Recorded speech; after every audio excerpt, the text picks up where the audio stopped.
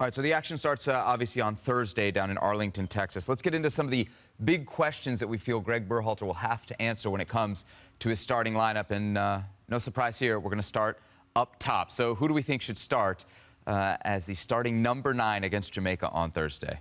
Who would I start, or who is Gregg Berhalter going to start? Because that's the reality here.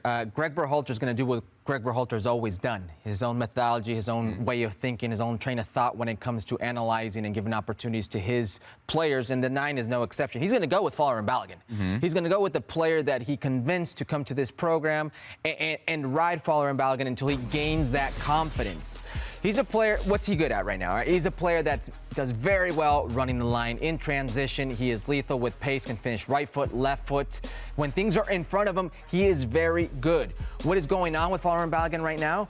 He's not exactly in his best form. He's only got 5 goals in about 21 league games. He's played 8 games for the U.S. men's national team, only 3 goals. Those goals have come against Canada, Giovanni Reyna, pass right there in that final, Oman, and Ghana. And he's not necessarily looked comfortable with Gregg Berhalter as of late when he plays. So I would play Ricardo Pepi, because Ricardo Pepi, though he doesn't play too many minutes for PSV because he's got the league MVP, Eredivisie MVP, and Luke de Jong right in front of him, who's a team captain as well.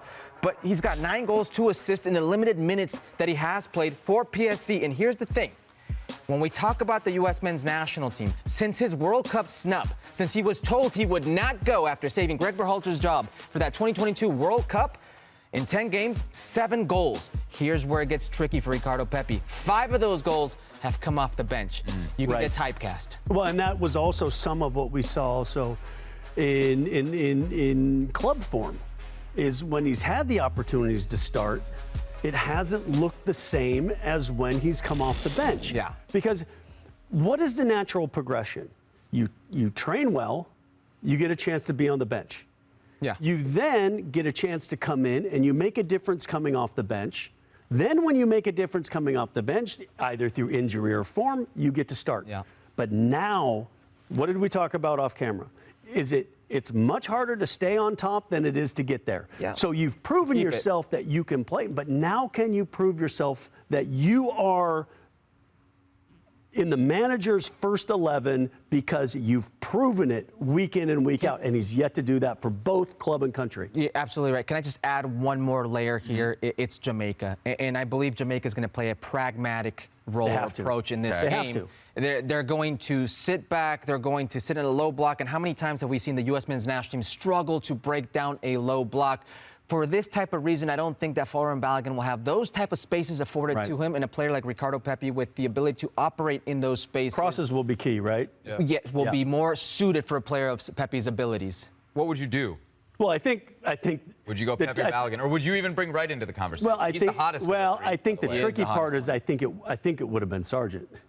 If he hadn't you really out. See, I don't think it would have been Sargent for Gregg. Well, I agree with you on the Balogun thing. 100%. What, just the fact that he's Gregg's guy because he's the recruit that Gregg got. But I also think that if there was, not really a reason to start. Well, I think it is because you invested so much during that process. I know where Sebby's going with him, and I agree with what he's saying. You want to win the game, you want to go with form. But when you invest that much effort, energy in trying to convince a player to come and play for the U.S. men's national team, then you gotta give him chances. And not just any player. England was after him. Exactly. He was in the program. So then every dual nat's just going to have more playing opportunities because they're dual nats? I mean, that's but we're trying to go into Gregg's head. Right. His thought process, and maybe part of his thought process. I think he wants to make Balogun a thing because it's his thing. That's every manager. That's you go to a club where. But that's not how you make decisions. No. If you do make decisions like that, you go to a club where a manager signed a player or he didn't sign a player. Right.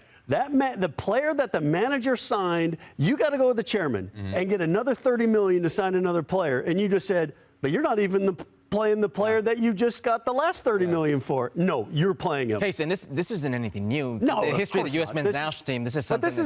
But that's every manager across the world. They have their guys, and yes, the best managers of the world, you can find a way back in, and you can find a way into it. But the benefit of the doubt is always going to go to the guy that the manager picked first. And I don't want to say this is her case when he was playing in Liga MX.